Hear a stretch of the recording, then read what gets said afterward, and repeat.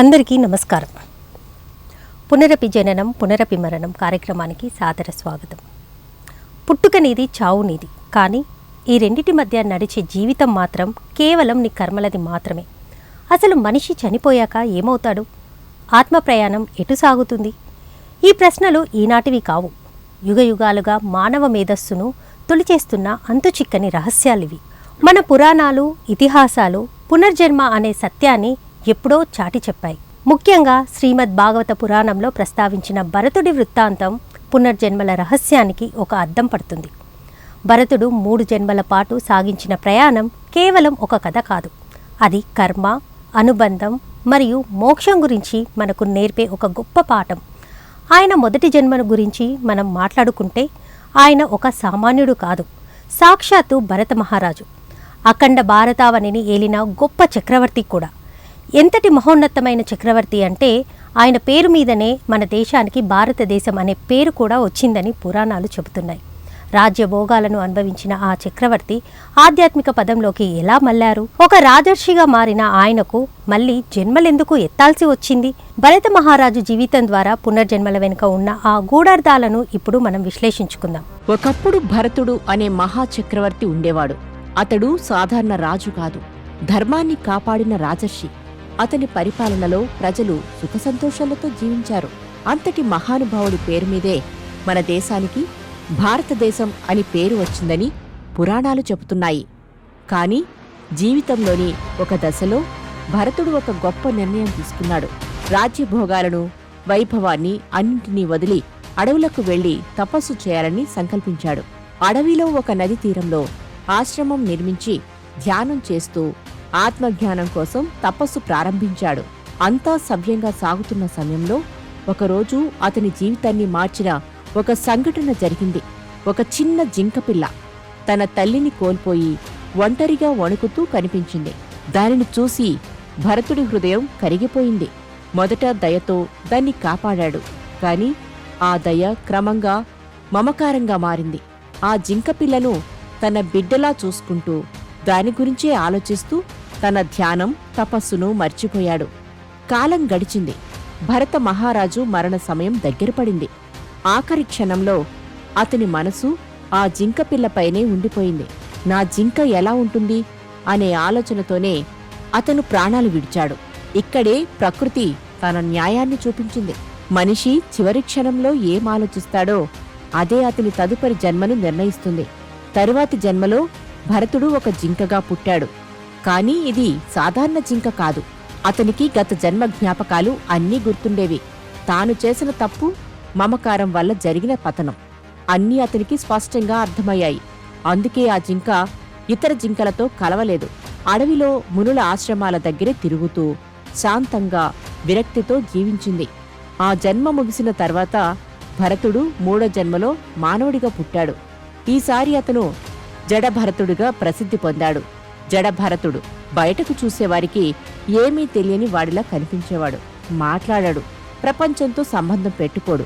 కాని లోపల మాత్రం అతను ఒక పరిపూర్ణ జ్ఞాని. తనకు గత జన్మల అనుభవం ఉన్నందున ఈసారి ఎలాంటి మమకారం తనను బంధించకూడదని నిర్ణయించుకున్నాడు. అందుకే ప్రపంచానికి జడగా కనిపిస్తూ లోపల ఆత్మజ్ఞానంలో లీనమయ్యాడు. చివరికి జడభరతుడు ఈ జన్మలోనే మోక్షాన్ని పొందాడు. జనన మరణ చక్రం నుండి విముక్తి పొందాడు. చూశారు కదా, భరతుడి కథ మనకు ఒక గొప్ప సత్యాన్ని చెబుతుంది. మనసు ఎక్కడ ఉంటే మన జన్మ అక్కడే ఉంటుంది. కాబట్టి మమకారం తగ్గించి ఆత్మజ్ఞానం పెంచుకుంటేనే పునర్జన్మ చక్రం నుండి విముక్తి పొందగలం.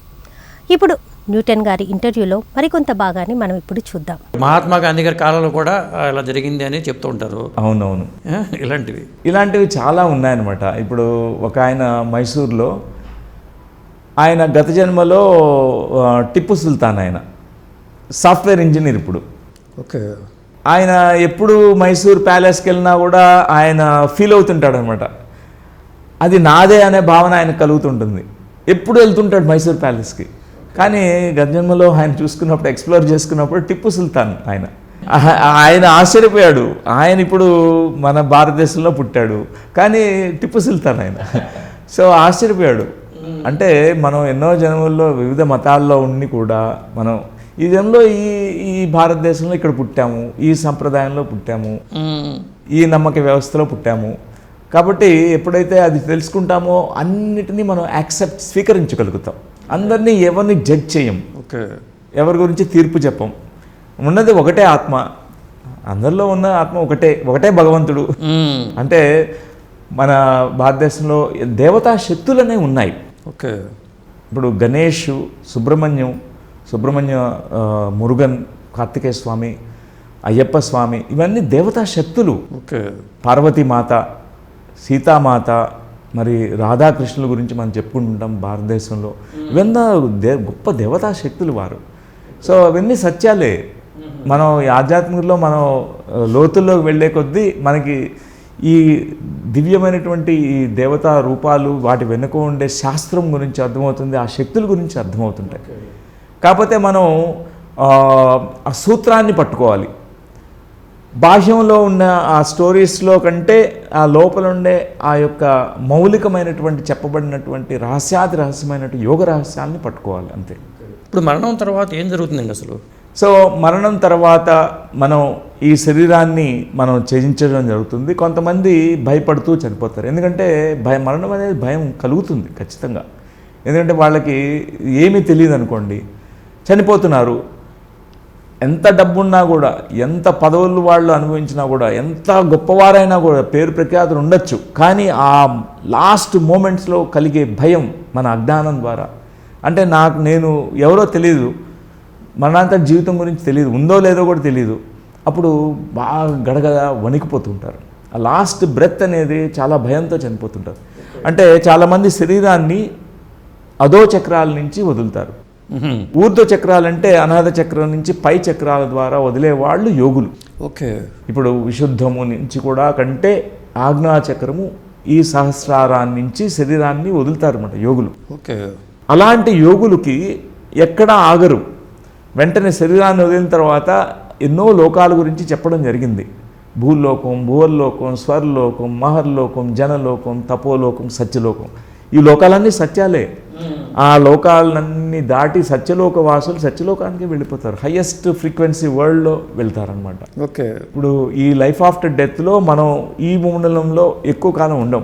మోస్ట్లీ యావరేజ్ సోల్ 13 days మనం కర్మకాండ ఏదైతే చేసుకుంటామో అంతవరకు ఇక్కడే చూస్తూ ఉంటుందన్నమాట. ఓకే, నిర్ణయం చేసుకుని అందరికీ ఒక విధమైనటువంటి వీడ్కోలు చెప్పిన తర్వాత వారు పైలోకాలకి సంపూర్ణంగా వెళ్ళిపోతారు. ఓకే, సో మనం పితృలోకం అంటాం, అక్కడికి ఆ డైమెన్షన్లో ఉంటారనమాట, ఆ వరల్డ్లో ఉంటారు. సో లైఫ్ ఆఫ్టర్ డెత్ తర్వాత కూడా అక్కడ ఒక యాక్టివిటీ అనేది ఉంటుంది. అక్కడ ఇది మనం కామ్గా ఏమీ లేకుండా అట్లా ఉండడం కాదు, అక్కడ కూడా లెర్నింగ్ ప్రాసెస్ అనేది ఉంటుందని. ఓకే, అంటే అక్కడ గురువులు సహాయం చేస్తారని, మళ్ళా మనల్ని ఆ గురువులే ప్రిపేర్ చేస్తారు నెక్స్ట్ ఇన్కార్నేషన్ సైకిల్కి, నెక్స్ట్ జన్మకి. అంటే మన జన్మలు, మన కర్మలు ఇంకా ఉన్నాయనుకుంటున్నాం, మన లెర్నింగ్ ప్రాసెస్ ఇంకా కంప్లీట్ కాలేదు, మళ్ళీ పంపిస్తారు, ఇంకొకసారి వెళ్ళాల్సి వస్తుంది. నువ్వు ఇప్పుడు 7వ తరగతి చదివావు, నువ్వు 8వ తరగతికి వెళ్ళాలి, నెక్స్ట్ క్లాస్కి వెళ్ళాలి, నువ్వు ఇది చేయలేకపోయావు, ఇది తప్పు చేసావు, ఈ కర్మకి పర్యవసానం ఇది, ఈ పాఠం నేర్చుకోవాలి, మళ్ళా పుట్టు ఇక్కడ, ఈ పాసిబిలిటీస్ అన్నీ చూపిస్తారు. ఇక్కడ పుడితే ఇలా, ఈ తల్లిదండ్రులు ఎంచుకుంటావు, ఈ తల్లిదండ్రులు అన్నీ సెలెక్ట్ చేస్తారు. మనం జ్యోతిష్య శాస్త్ర పరంగా కూడా మనం ఎంచుకుంటాం, ఈ నక్షత్రము, ఈ లగ్నంలో, ఈ లగ్నం కూడా మనం ఎంచుకునే పుడతాం ఇక్కడ. అందుకే మెసప్ చేయకూడదు. అదే. సో లైఫ్ ఆఫ్టర్ డెత్లో కూడా చాలా యాక్టివిటీ ఉంటుంది. అక్కడికి వెళ్ళిన తర్వాత కొంత ఇంటరిమ్ పీరియడ్, అంటే కొంత విరామ సమయంలాగా ఉన్న తర్వాత అక్కడ ఉండే స్పిరిచువల్ గురువులు, సూక్ష్మదేహాల్లో ఉండే గురువులు ఎంతో సహాయపడతారంట. ఓకే, వాళ్ళు మన లైఫ్ని ఒక సింహావలోకనం లాగా రివ్యూ చేపిస్తారు. రివ్యూ చేయించి, నువ్వు ఇది చేసావు, ఇది చేయలేకపోయావు, నీ పర్పస్ నువ్వు ఫుల్ఫిల్ చేయలేకపోయావు, నీ లెసన్స్ ఏదైతే ప్లాన్ చేసుకున్నావు కొన్ని కంప్లీట్ అయ్యాయి, కొన్ని పెండింగ్ ఉండిపోయాయి, నువ్వు మళ్ళా పుట్టాలి. సో అవి ఆ ఎంచుకునే ప్రాసెస్ అనేది ఒకటి జరుగుతుంది. మనల్ని ఎవాల్యుయేషన్ అనేది చేసిన తర్వాత మళ్ళీ ఇంకొక జన్మ తీసుకున్నాం. ఇది పునరపి జననం, పునరపి మరణం. ఎప్పుడు కంప్లీట్ అవుతాయి అంటే ఈ సిలబస్ కంప్లీట్ అవ్వాలి, ఈ జన్మ మరణ చక్రాలు కంప్లీట్ కావాలి. దాన్నే మనం జన్మరాహిత్య స్థితి అంటాం అనమాట.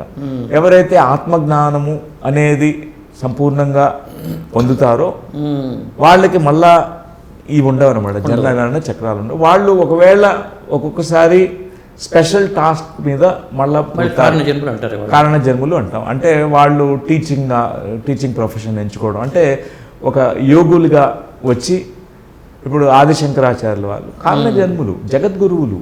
వారు ఒక జన్మ తీసుకొని 33 సంవత్సరాల్లోనే అన్ని కంప్లీట్ చేశారు. స్వామి వివేకానంద వారు కారణ జన్ములే. అతి చిన్న వయస్సులోనే ఎంతో పని చేశారు. పరమహంస యోగానంద గారు, వీళ్ళంతా కూడా కారణ జన్ములే. ఎందుకంటే ఒక స్పెషల్ పర్పస్ కోసం ఎప్పుడైతే ఇక్కడ నీడ్ ఉందో, ఈ యొక్క ఆధ్యాత్మికతను, జ్ఞానాన్ని ఇక్కడ బోధించడానికి వాళ్ళు స్పెషల్గా రావడం జరుగుతుంటుంది. ఓకే. వాళ్ళు ఏదో కర్మశుద్ధి కోసం కానీ కర్మ పాఠాలు నేర్చుకోవడానికి కాదు. ఇప్పుడు రమణ మహర్షి గారు కానీ వీళ్ళంతా కూడా కారణ జన్ములు, ఒక పర్పస్ కోసం పుడతారనమాట. సో ఇది లైఫ్ ఆఫ్టర్ డెత్లో జరిగే ఎంతో గొప్ప బుక్స్ వచ్చినాయండి లైఫ్ ఆఫ్టర్ డెత్ మీద. చాలా ఉన్నాయన్నమాట, చాలా ఉన్నాయి. మన భారతదేశంలో గ్రంథాలే ప్రధానంగా ఒక ఆధారిత గ్రంథాలు అన్నమాట, ప్రమాణ గ్రంథాలు అని చెప్పుకోవచ్చు. అది కాకుండా వెస్ట్లో డాక్టర్ మైకేల్ న్యూటన్ అని ఆయన లైఫ్ బిట్వీన్ లైఫ్ అనే రీసెర్చ్ చేశారు. అంటే 2 జన్మల మధ్యలో ఉండే ఆ యొక్క సంధి సమయంలో ఏం జరుగుతుంది, చనిపోయిన తర్వాత ఆత్మ ఎక్కడికి వెళ్తుంది, అక్కడ ఎంతకాలం ఉంటుంది, ఎందుకు మళ్ళా జన్మ తీసుకుంటుంది, ఎలాంటి జన్మలు తీసుకుంటుంది, అక్కడ ఏమేమి యాక్టివిటీలు ఉంటాయి, ఇవన్నీ కూడా ఆయన రీసెర్చ్ చేశారు. లైఫ్ బిట్వీన్ లైఫ్ రిగ్రెషన్ అని అంటాం. ఓకే. సో అది కూడా మనం ఎక్స్ప్లోర్ చేయొచ్చు అనమాట. ఈ పాస్ట్ లైఫ్ రిగ్రెషన్లో భాగంగానే ఈ పాస్ట్ లైఫ్ బాడీ శరీరాన్ని వదిలేసిన తర్వాత లైఫ్ బిట్వీన్ లైఫ్ స్టేట్కి వెళ్తారు కొంతమంది. అప్పుడు ఎక్స్ప్లోర్ చేస్తారనమాట ఇవన్నీ కూడా. సో ఈ పుస్తకాల్లో ఆయన రీసెర్చ్ అన్నీ కూడా పబ్లిష్ చేశారు. ఆల్మోస్ట్ 3 బుక్స్ ఉన్నాయి ఆయన పుస్తకాలు. ఓకే. గ్రేట్ సైంటిఫిక్ స్టడీ ఆయన చేసింది. పునర్జన్మల మీద విస్తృత పరిశోధనలు చేసిన డాక్టర్ న్యూటన్ కొండవీటి గారి అనుభవాల సారం మీరు విన్నారు. ఆయన చెప్పిన మరిన్ని విశేషాలు రాబోయే ఎపిసోడ్లలో మనం తెలుసుకుందాం. అంతేకాకుండా మరణం తర్వాత ఆత్మ ప్రయాణం గురించి గరుడ పురాణంలో ఏముందో వచ్చే ఎపిసోడ్లో కూడా మనం తెలుసుకుందాం.